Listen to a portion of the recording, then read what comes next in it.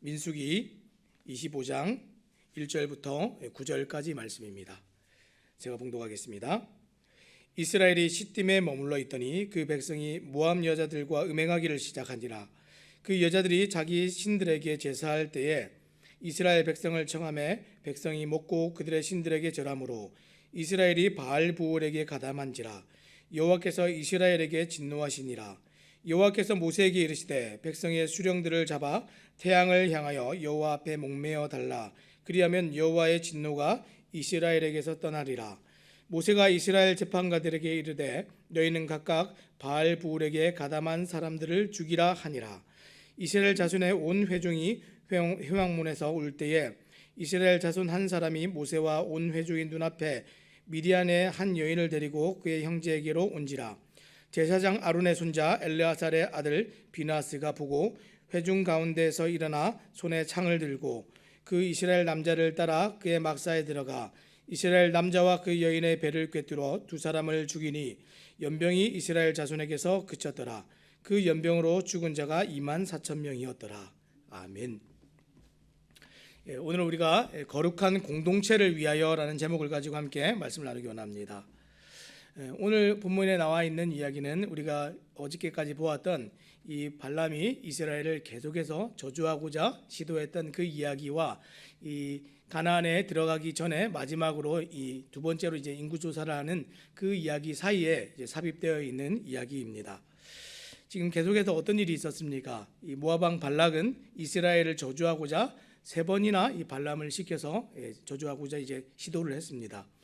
많은 돈과 권력을 발람에게 주면서 이스라엘을 저주하라 이렇게 얘기했는데, 그러나 하나님께서 이 간섭하심으로 이스라엘을 저주할 수가 없었습니다. 오히려 어떻게 됐습니까? 하나님은 발람을 통하여서 세 번이나 이스라엘을 축복하셨습니다. 자, 이것은 이스라엘을 축복하고자 하는 하나님의 강한 의지를 우리가 볼 수 있는 장면입니다. 이처럼 하나님께서 복 주시기를 원하시면 반드시 복을 주십니다. 하나님께서 사람을 창조하신 목적도 우리에게 복을 주시기 위해서 우리를 지으셨고, 아브라함을 부르신 목적도 복을 주기 위해서 그렇게 하셨고, 우리를 이렇게 오늘 부르셔서 구원하신 이유와 목적도 우리를 복 주시기 위함입니다. 그런데도 우리가 복을 받지 못하고 누리지 못하는 이유가 무엇입니까? 간혹 어떤 사람들은 주변의 환경이나 사람들이 문제다 이렇게 얘기하는 사람들이 있습니다. 그러나 사실 문제는 우리 스스로가 복의 근원 대신 하나님과의 깊은 관계로 나아가지 않기 때문에 이것이 진짜 문제입니다. 심지어 어떻게 됩니까? 하나님과의 관계를 단절시키기 때문에 이것이 문제가 됩니다. 자, 그러면 하나님과의 관계를 단절시키는 것이 있는데, 성경에서 하나님과의 관계를 단절시키는 것이 무엇입니까? 죄이죠. 죄가 하나님과의 관계를 단절시키고 죄가 하나님으로부터 오는 모든 복을 누리지 못하도록 만드는 것이 죄입니다. 그래서 오늘은 죄가 어떻게 하나님의 복을 가로막고 또 믿음의 사람들에게, 이 믿음의 공동체에게 어떻게 이 거룩함들을 또 앗아가는지, 또 치명적인 결과를 가져오는지 그것을 함께 생각해 보기 원합니다. 자, 먼저 오늘 이스라엘 백성들이 어디에 있는지 한번 먼저 생각해 보기 원합니다. 오늘 이스라엘 백성들은 시딤이라는 곳에 지금 머물러 있었습니다. 그곳은 이스라엘이 요단강을 건너기 전에 마지막으로 이 주둔지를 자리 잡고 있었던 곳인데, 이 시딤은 여리고에서 지금 16km 정도 떨어진 아주 가까운 곳입니다. 그래서 이곳에서 여리고로 보내는 정탐꾼들을 보내기도 했었죠. 말 그대로 이 가나안 접경지대입니다. 이제 가나안 땅 입성을 바로 눈앞에 두고 긴장감이 감돌고 있는 그런 장소에서, 그런 상황 속에서 오늘 정말 깜짝 놀랄 만한 일이 벌어졌습니다. 어떤 일이 벌어졌습니까? 1절 말씀입니다. 이스라엘의 시딤에 머물러 있더니 그 백성이 모압 여자들과 음행하기를 시작하니라. 지금 이제 가나안에 들어갈 준비를 이제 시작하니라 이래야 되는데, 모압 여자들과 음행하기를 시작하니라. 너무 놀랍지 않습니까? 이스라엘 백성이 가나안 땅을 바로 눈앞에 두고 갑자기 지금 모압 여인들의 유혹을 받아서 음행을 시작했습니다. 지금 모압 왕 발락이 지금 사주한 저주는 피했습니다. 그런데 지금 모압 여자들의 유혹은 이기지 못했습니다. 그리고 그 여자들의 유혹은 이 성경의 말씀에 보니까 단순한 음행이 아니라 이 종교적인 의미를 지금 담고 있습니다. 2절과 3절 말씀 제가 읽겠습니다. 그 여자들이 자기 신들에게 제사할 때에 이스라엘 백성을 청하매 백성이 먹고 그들의 신들에게 절하므로 이스라엘이 바알 부올에게 가담한지라 여호와께서 이스라엘에게 진노하시니라. 단순한 음행이 아니라 그들의 신들에게 절하는 것에 청하였고, 심지어 이제 3절 말씀에 바알 부올에 가담하였다 이렇게 얘기했습니다. 바알 부올에 가담했다는 얘기가 지금 바알 신을 섬기는 그 제사에 이 이스라엘 백성들이 함께 했다는 얘기입니다. 당시 가나안에는 지금 신전에서 합법적으로 음행을 하면서 자신들의 신들을 섬기는 종교적인 풍속이 있었습니다. 모압 여인들이 그 일에 이스라엘 백성들을 지금 초청했고, 그들은 분명히 이방 신들을 섬기는 제사인 줄을 알면서도 그 일을 동참했습니다. 그리고 더 중요한 것은 이 일이 지금 우연히 일어난 사건이 아니라는 것입니다. 자, 이것은 철저히 계획된 일이고, 덫을 놓아서 동물을 사냥하듯이 이스라엘을 사냥하기 위한 사전적인 준비가 있었던 일이었습니다. 자, 성경은 그 사건의 배후 인물을 다름 아닌 이 발람이라고 얘기하고 있습니다. 발람은 사실 어저께까지 이제 저주를 열심히 하려고 하다가 축복만 하고 지금 떠났지요. 그런데 성경은 지금 발람이 그 배후 인물이다 이렇게 얘기합니다. 오늘 우리가 읽은 본문에는 그 사실이 드러나 있지 않지만 민수기 31장 16절에는 발람이 이를 주도했다라고 말하고 있습니다. 민수기 31장 16절 말씀을 제가 읽겠습니다. 보라, 이들이 발람의 꾀를 따라 이스라엘 자손을 부올의 사건에서 여호와 앞에 범죄하게 하여 여호와의 회중 가운데 연병이 일어나게 하였느니라. 발람의 꾀라고 분명히 얘기하고 있죠. 또 요한계시록 2장 14절 말씀에 이 버가모 교회를 향한 이 편지에서 또 이렇게 얘기합니다. 요한계시록 2장 14절 말씀입니다. 그러나 내게 두어 가지 책망할 것이 있나니 거기 내게 발람의 교훈을 지키는 자들이 이도다. 발람이 발락을 가르쳐 이스라엘 자손 앞에 걸림돌을 놓아 우상의 제물을 먹게 하였고 또 행음하게 하였느니라. 발람이 지금 꾀를 내었고 또 그것을 모압 왕 발락에게 가르쳤다. 성경이 이렇게 얘기했습니다. 결국 이스라엘이 시딤에서 저지른 이 음행과 우상 숭배는 전적으로 발람의 꾀에 따른 결과였습니다. 그리고 그러한 사악한 계획이 성취될 수 있었던 것은 이 모압 여자들의 또 적극적인 협조와 또 활약이 있었기 때문에 가능했습니다. 하지만 그럼에도 우리가 반드시 기억해야 할 것은 죄의 결실을 맺은 것은 누구 때문입니까? 이스라엘 백성들 자신들 때문입니다. 죄의 결실을 맺은 것은 이스라엘 백성 자신들이 스스로 그것을 선택했기 때문에 그렇습니다. 아무리 주변의 환경이 이렇고 사람들이 우리를 끼얹고 그렇게 하더라도 내가 그 죄를 짓지 않으면 그만인데 이스라엘 백성들이 잘못한 것입니다. 이스라엘을 저주할 수 없자 이 발람은 이 발락과 같이 덫을 놓았지요. 모압 여자들을 통해서 성적인 미끼를 던졌습니다. 그리고 마지막에 이스라엘이 이 성적인 자신들의 욕구를 따라서 그 미끼를 그냥 물어버린 겁니다. 그래서 야고보서 1장 14절에는 이 사람들이 죄의 유혹에 빠지는 것을 이렇게 말합니다. 오직 각 사람이 시험을 받는 것은 자기 욕심에 끌려 미혹됨이니. 지금 자기 욕심이 있어서 이 죄가 발현돼서 결과를 맺은 겁니다. 자기 생각과 욕심에 이끌린 자가 선택한 겁니다. 그래서 창세기 3장에서 이 비슷한 일들이 나오는데 선악과를 먹고 범죄한 이 아담과 하와에 관한 이야기가 창세기 3장에 나옵니다. 그때 이 하나님께서 범죄한 아담을 부르시는데 이렇게 물으십니다. 내가 어디 있느냐라고 부르실 때에 아담이 뭐라고 대답했습니까? 창세기 3장 10절 말씀에 보니까 이르되 내가 동산에서 하나님의 소리를 듣고 내가 벗었으므로 두려워하여 숨었나이다. 내가 벗었으므로 숨었습니다. 이렇게 얘기했습니다. 사실 그전에도 아담은 벗고 있었고 벗고서도 하나님을 잘 만났습니다. 그런데 갑자기 벗었다는 것을 인식했고 그것을 두려워하고 숨었습니다. 이 변화의 중심에 무엇이 있습니까? 이 변화의 중심에 무엇이 아담을 뒤틀어 놓았습니까? 죄가 이 변화의 중심에 있었고 죄가 아담의 모든 생각과 인식과 마음의 감정과 정서와 이 모든 것을 다 뒤틀어 놓았습니다. 하나님과의 관계를 뒤틀어 놓았고 하나님과의 단절을 만들어냈습니다. 지금 벗어서 지금 문제가 아니라 죄가 이것을 만들어냈다는 것이 문제입니다. 이런 아담을 두고 하나님께서 뭐라고 하셨습니까? 창세기 3장 11절 말씀입니다. 제가 읽겠습니다. 이르시되 누가 너의 벗었음을 내게 알렸느냐? 내가 먹지 말라 명한 그 나무의 열매를 네가 먹었느냐? 우리는 이 누가 너의 벗었음을 알렸느냐 이렇게 얘기하니까 아담 말고 혹시 또 다른 사람이 있었는가 보다 어떤 사람들은 이렇게 생각할 수 있는데 이 말은 어떤 사람이 네가 벗었다고 알려줬느냐 그게 궁금해서 하나님께서 지금 물어보시는 것이 아닙니다. 우리가 알듯이 그때 에덴 동산에는 아담과 하와 이외에 다른 사람들은 존재하지 않았습니다. 이 말은 이 벌거벗은 것을 깨닫게 된 원인이 아담 스스로에게 있다는 것을 상기시켜주는 반어법입니다. 우리가 아이들 혼낼 때도 그러지요. 어떤 잘못을 저지르고 나면 이거 누가 그랬어? 이거 누가 그랬어? 이 얘기 왜 합니까? 지금 여기 너밖에 없잖아, 그 뜻이죠. 엄마가 그랬겠니? 아니면 아빠가 그랬겠니? 지금 너밖에 없잖아. 네가 한 거 맞잖아. 이것을 강조하기 위해서 누가 그랬어? 이렇게 얘기하지요. 마찬가지입니다. 누가 너에게 그것을 알려줬느냐? 네가 지금 죄를 지어서 이런 일이 지금 발생하지 않았느냐? 이것을 지금 얘기하고 있는 겁니다. 그리고 하나님께서는 스스로 죄를 선택한 그 아담을 어떻게 하셨습니까? 즉각적으로 징계하셨습니다. 왜냐하면 누가 죄를 지었는지 명백하기 때문에 그렇습니다. 오늘 이스라엘도 유혹의 덫이 있었다고 핑계할 수가 없었습니다. 왜냐하면 그들에게 복 주시기로 작정하신 이 하나님의 축복을 그들이 다 들었고 가나안 접경지대에서 그 약속의 땅을 눈앞에서 다 보았고 그들이 이제 들어가서 그 복을 누리기만 하면 되는데 그들이 스스로 하나님과의 관계를 깨버렸기 때문에 이것이 지금 문제가 되었습니다. 역시 하나님의 진노는 즉각적으로 일어났습니다. 명백하게 그 누가 죄를 지었는지가 명백하기 때문입니다. 3절 말씀 제가 다시 보겠습니다. 이스라엘이 바알부올에게 가담한지라 여호와께서 이스라엘에게 진노하시니라. 바로 진노가 시작되었습니다. 여기서 진노는 이스라엘 전체를 향한 진노였습니다.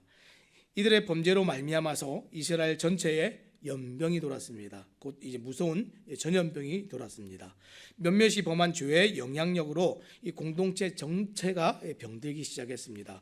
그래서 하나님은 그들 모두를 상대로 진노하셨습니다. 사랑하는 여러분, 거룩한 공동체를 위하여, 오늘 이것이 제목인데 거룩한 공동체를 위하여 우리가 항상 이 무겁게 다뤄야 될 것은 죄에 대한 부분입니다. 죄를 민감하게 보고 죄를 무겁게 다뤄야 됩니다. 내가 죄를 짓지 않으면 그만입니까? 그렇지가 않습니다. 공동체에서 일어나는 죄가 언제든지 이 영향력을 끼쳐서 모든 사람들에게 미칠 수 있다는 것 잊지 마시기 바랍니다. 죄의 영향력만 미치는 것이 아니라 죄의 결과도 함께 고통하는 것으로 우리가 감당해야 된다는 사실을 잊지 마시기 바랍니다. 오늘 이스라엘은 그것을 지금 함께 당하고 있습니다. 죄를 민감하게 보지 못하고 무겁게 다루지 않은 결과였습니다. 여기서 지금 하나님께서 진노를 하시는데 이 진노하시니라는 말은 이 합성어입니다. 지금 이 원어를 보면 타오르다 하는 이 말과 급한 호흡, 그러니까 분노, 이 분노라는 뜻의 합성어입니다. 그러니까 분노가 급하게 타오르다 이런 뜻을 가지고 있습니다. 이것은 심령 깊숙한 곳에서부터 끓어오르는 화를 의미하는데 이것은 성경의 다른 본문에서는 지금 좀 다르게 표현했습니다. 이 성경의 다른 본문에서는 이 끓어오르는 화를 질투하시는 하나님 이렇게 표현했습니다. 출애굽기 20장 5절 말씀에 보니까 그것들에게 절하지 말며 그것들을 섬기지 말라. 나 내 하나님 여호와는 질투하는 하나님인즉 이렇게 얘기했습니다. 그리고 여호수아 24장 19절에서도 여호수아가 백성에게 이르되 너희가 여호와를 능히 섬기지 못할 것은 그는 거룩하신 하나님이시요 질투하시는 하나님이시니. 지금 끓어오르는 이 진노와 화와 이 분노에 관한 표현이 똑같은 표현인데 지금 다른 본문에서는 하나님이 질투하신다 이렇게 표현하고 있습니다. 하나님께서는 당신의 백성이 하나님을 버리고 우상의 노예로 전락했을 때 하나님은 그 거룩하신 속성상 극렬한 진노를 나타내실 수밖에 없으십니다. 자, 이것은 역설적으로 얘기하면 하나님께서 이 자기 백성을 얼마나 사랑하시는지 알 수 있는 대목입니다. 이렇게 하나님의 진노로 연병이 돌고 죽어가는 가족을 바라보면서 이제 사람들이 울기 시작했습니다. 그리고 그때 하나님께서 이 진노가 그칠 방법을 가르쳐 주셨습니다. 자, 4절 말씀입니다. 여호와께서 모세에게 이르시되 백성의 수령들을 잡아 태양을 향하여 여호와 앞에 목매어 달라. 그리하면 여호와의 진노가 이스라엘에게서 떠나리라. 여기서 백성의 수령들은 이 단순히 백성의 대표가 아닙니다. 이 성경 이 히브리어 원문에는 이 처형 대상자가 이 바알 제사 의식에 참석한 무리들 이렇게 구체적으로 언급을 하고 있습니다. 자, 그리고 나서 이 태양을 향하여라는 표현이 나오고 있는데 이 태양을 향하여라는 말은 이 70인역 성경에 보면 이 백주 대낮에 모든 사람이 볼 수 있는 이 공적인 시간에 이 범죄에 연루된 이스라엘 대표자들을 공개적으로 처형하라 하는 하나님의 명령으로 그렇게 번역을 하고 있습니다. 그리고 뿐만 아니라 이 또 다른 측면으로 본다면 이 우상 바알이 태양을 상징하는 태양신입니다. 그렇기 때문에 하나님은 바알을 섬긴 자들을 이 어리석음을 적나라하게 드러내기 위해서 그들이 섬긴 그 태양을 향하여 처형하게 하셨다, 이렇게 볼 수도 있습니다. 어찌됐든 이 공동체 전체에 지금 미친 죄의 영향력을 하나님께서 전체가 보도록, 알도록, 그리고 공개적으로 그들의 정말 미련함이 드러나도록 그렇게 지금 다루셨다는 겁니다. 어떻게 했습니까? 모든 사람이 죄를 알도록, 모든 사람이 죄를 무겁게 보도록 그렇게 하나님께서 하셨다는 겁니다. 사람들이 죄를 무겁게 보고 민감하게 다루지 않으면 하나님께서 우리로 그것을 알도록 그렇게 하십니다. 하나님의 명령이 떨어지자 이제 5절에 모세는 즉각 이스라엘의 재판관들에게 바알부올에 가담한 사람들을 죽이라고 명령합니다. 자, 5절 말씀입니다. 모세가 이스라엘 재판관들에게 이르되 너희는 각각 바알부올에게 가담한 사람들을 죽이라 하니라. 처형이 시작되었고 연병의 피해로 죽음의 기운이 이스라엘 전체에 무겁게 이제 내려 깔렸습니다. 백성들은 자신의 잘못을 이제 깨닫고 어떻게 했습니까? 하나님 앞에 나와왔습니다. 지금 회막문으로 다 모였습니다. 참회의 눈물을 흘리기 시작했습니다. 그러나 그때까지도 연병이 멈추지 않고 있었습니다. 하나님 분명히 너희가 돌아와서 정말 그 잘못한 사람들을 공개적으로 처형하면 연병이 멈추고 하나님의 진노가 그칠 것이다, 이렇게 말씀하셨는데 연병이 멈추지가 않습니다. 왜냐하면 너무 놀랍게도 사람들이 처형되고 연병으로 죽어가는 그 순간까지도 음란의 죄가 그치지 않았기 때문에 그렇습니다. 6절 말씀 보겠습니다.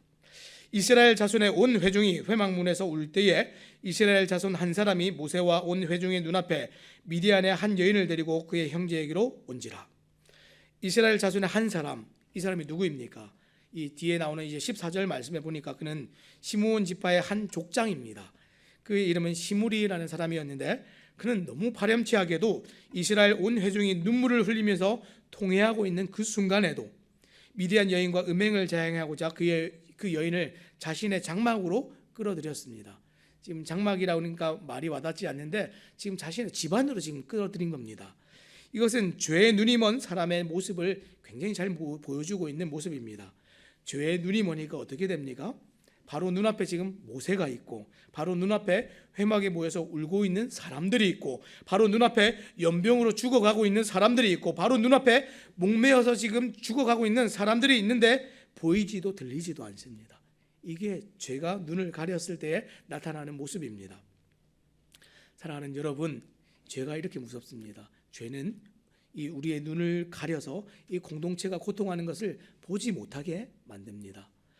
우리가 공동체를 위하여서 정말 죄를 다뤄야 될 이유가 또 여기에 있습니다. 우리 주변에 죄에 빠져 있는 지체들이 있습니까? 눈이 가리워지고 귀가 가리워져 있다는 사실을 기억하시고 그들을 돌이키시기 바랍니다. 이 한 사람 때문에 모든 사람의 회개와 죽음이 지금 무의미하게 될 상황이었습니다. 그때 어떻게 합니까? 비느하스가 일어나 창을 들고 쫓아가서 그 사람들을 죽이게 되는 일이 있습니다. 자, 7절부터 이제 마지막 9절까지 말씀 제가 읽겠습니다. 제사장 아론의 손자 엘르아살의 아들 비느하스가 보고 회중 가운데서 일어나 손에 창을 들고 그 이스라엘 남자를 따라 그의 막사에 들어가 이스라엘 남자와 그 여인의 배를 꿰뚫어서 두 사람을 죽이니 연병이 이스라엘 자손에게서 그쳤더라. 그 연병으로 죽은 자가 24,000명이었더라. 여러분, 비느하스가 누굽니까? 비느하스는 엘르아살의 아들이자 대제사장 아론의 손자로서 나중에 후일에 이스라엘의 제3대 대제사장이 된 인물이 비느하스입니다. 그가 이 죄의 현장을 보고 가만히 있을 수가 없어서 일어났습니다. 여기서 일어났다라는 이 히브리어 쿰은 자리를 박차고 결연히 일어난다, 이런 의미를 가지고 있습니다. 그 당시 비느하스의 불타는 의분과 이 의지를 대변해 주는 표현이 지금 일어났다 하는 표현입니다. 자, 그는 하나님의 영광을 수호하는 일에 결연히 일어났습니다. 하나님의 이 거룩하심을 지켜내는 일에 결연히 일어났습니다. 자, 이러한 정신은 거룩과 의를 모토로 살아가야 되는 오늘날 성도들과 이 그리스도인들에게도 역시 마땅히 추구되어야 될 정신입니다. 우리가 거룩하게 일어나서 죄를 정말 과감하게 이렇게 다루어야 됩니다. 그리고 이 비느하스는 그 두 사람을 어떻게 했습니까? 한 창에 꿰어서 죽였습니다. 아마 음란한 일을 하고 있었던 것 같지요. 거룩한 용기로 이스라엘을 향했던 이 하나님의 진노가 멈추었습니다. 한 사람의 용기로 말미암아서 한 사람이 이 죄를 민감하게 다루고 죄를 그치게 하는 일을 했을 때 이 하나님의 진노가 멈추었습니다. 비느하스의 이 행동은 하나님의 마음을 대변한 것이기 때문에 그렇습니다. 그분의 심판을 대행한 것으로 하나님의 공의를 충분히 만족시키는, 어떻게 보면 이 제사장적 중보적 행보와 같은 것이었습니다. 제사장이 하는 일이 어떻습니까? 사람들의 죄를 민감하게 보고 사람들의 죄를 하나님 앞에 가서 다루어내는 일을 하는 것이 제사장의 역할인데, 그 일을 하기에 정말 적합하고 충분한 사람이었습니다. 그 행위가 어떻게 보면 일종의 덮개, 속죄의 역할을 하여 백성들의 죄를 가리운 것입니다. 사랑하는 여러분, 죄를 속하는 것은 하나님께서 하시는 일입니다. 그런데 하나님께서 이 거룩한 일에 이 사람들을 사용하셨지요. 오늘날도 마찬가지입니다. 하나님께서 이 복음을 위해서 이 예수 그리스도를 우리에게 보내주시고 십자가에 우리를 대신하여 죽으심으로 또 그 부활로 말미암아서 우리가 살게 되었는데, 그 복음을 전하는 일은 우리에게 맡겨주셨습니다. 구원의 통로와 구원의 도구가 되는 것은, 복음의 통로와 또 복음의 도구가 되는 것은 이 믿는 사람들을 사용하신다는 사실을 잊지 마시기 바랍니다. 구원을 이루시고 심판을 그치시는 것은 하나님이십니다. 하지만 그 사람들을 쓰셨습니다. 결국 하나님의 진노가 어떻게 됐습니까? 이 비느하스로 말미암아서 그쳤습니다. 이 사건은 민수기에서 두 번째 인구조사를 앞둔 이 마지막 이야기인데, 이 두 번째 인구조사 이후에 이스라엘이 하나님 앞에 범죄하는 일이 이제 더 이상 기록되지 않고 그쳤습니다. 이 사건은 이스라엘이 심판받은 마지막 장면이기도 하면서 이 출애굽한 이스라엘 백성 중 이 9세대에 해당하는 사람들의 죽음을 마무리하고 있는 장면입니다. 오늘 이 비느하스의 행동이 상당히 과격해 보일 수 있지만 하나님께서는 어떻게 하셨습니까? 그의 행동을 칭찬하셨습니다. 왜냐하면 그가 하나님의 질투심을 가지고 질투했기 때문입니다. 사랑하는 여러분, 우리가 공동체의 죄를 다루어내는 일들은, 공동체를 위해서 우리가 이런 과감한 용기를 나타내는 일들은 사실은 하나님의 마음을 대변하는 일입니다. 혹 우리가 이 지체들의, 우리 형제들의, 자매들의 죄를 우리가 지적하고 우리가 묻는 일들에 대해서 꺼리낌이 있거나 정말 불편함들이 당연히 있지요. 관계들을 틀어질 것과 부딪혀야 될 일들을 위해서 우리가 늘 이렇게 마음에 조바심을 내는데, 사실 이것은 하나님의 마음을 대변하고 공동체를 바르게 세워놓는 그 일을 위해서 하는 일들입니다. 그래서 하나님께서는 이 일을 칭찬하셨고 하나님의 마음으로 질투했다, 이렇게 얘기했습니다. 이 일은 반드시 필요합니다. 누군가가 이 일을 하지 않으면 이 진노가 그치지 않습니다. 고통이 그치지 않습니다. 사랑하는 여러분, 오늘 우리가 하나님의 복을 가로막는 이 죄에 관해서 우리가 생각해 보았습니다. 이 거룩한 공동체를 위해서 우리가 무엇을 해야 되는지 생각해 보았는데, 죄를 민감하게 보고 죄를 무겁게 보고 그 죄를 우리가 다루어내는 용기가 필요하다는 것을 생각했습니다. 혹 우리 주변에 또 우리가 알지 못하지만 개인적으로 은밀한 죄 가운데 계신, 반복적인 또 죄 가운데 계신 분들이 계십니까? 이 공동체를 위협하는 일들입니다. 한 개인이 망하고 마는 것이 아니라 공동체가 함께 고통하는 문제인 줄 알고, 언제든지 우리 주변에서 죄를 보시거든, 죄의 문제를 우리가 깨닫게 되거든 심각하게 하나님 앞에 나아가서 정말 통회함으로 다루시고, 정말 내가 죄를 짓지 않더라도 누군가의 죄를 보셨다면 이것을 용기를 가지고 하나님의 마음을 대변해서 하나님의 질투하심을 가지고 그 사람들을 다루어내시기 바랍니다. 질투라는 게 지금 다른 말이 아닙니다. 이 사람들을 열렬히 사랑했던 하나님의 마음을 대변하는 것이 질투입니다. 그래서 하나님의 사람들이 단 한 사람도 이 복에서 끊어지지 않도록 우리 모든 지체들을 그렇게 사랑하시는 우리 새삼침례교회 모든 성도님들 되시기를 우리 주님의 이름으로 부탁드립니다. 기도하겠습니다.